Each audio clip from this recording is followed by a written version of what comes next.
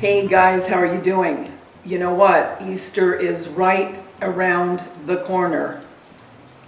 And we are going to be doing some fun DIYs. Now, I'm not going to tell you what I'm doing because I want them to be a surprise.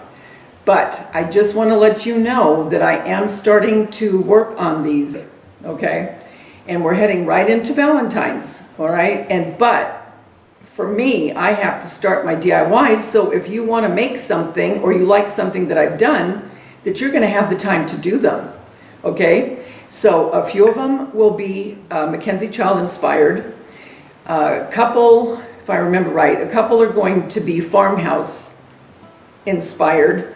Now, some of these don't necessarily just group into Easter. You can use these also for your spring decor. And I am also going to be starting my bee series again.